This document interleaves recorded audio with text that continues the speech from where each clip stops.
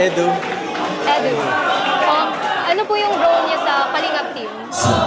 Ang humamon, Papa Franz.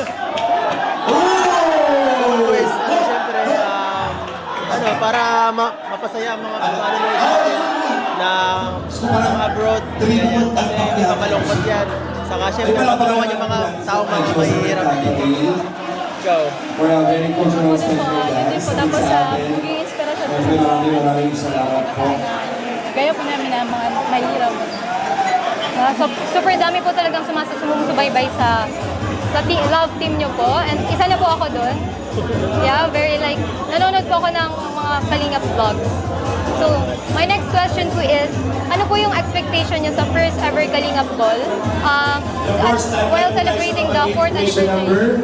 Especially Kalingap Boys. Ano po yung mga expectations nyo, mga nilulook forward nyo po? Masaya po.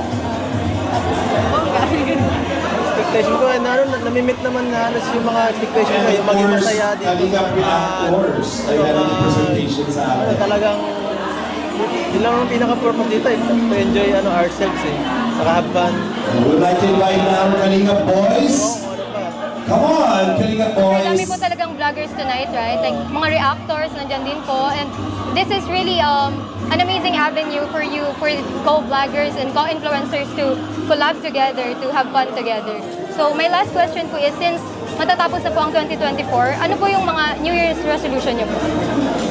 First resolution ko sa akin, mas maging ano ba?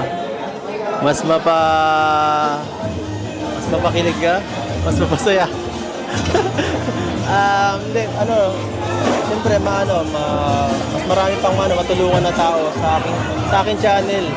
At mas maging Kalingap Boys. Come maging on. parang huwaran sa mga manonood, sa mga kabataan na gusto maging kagaya namin, tumutulong na kagaya. Ikaw.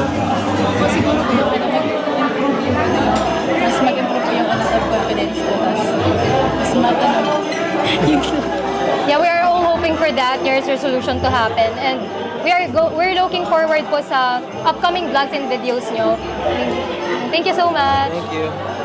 Always love you, forever hold you tight.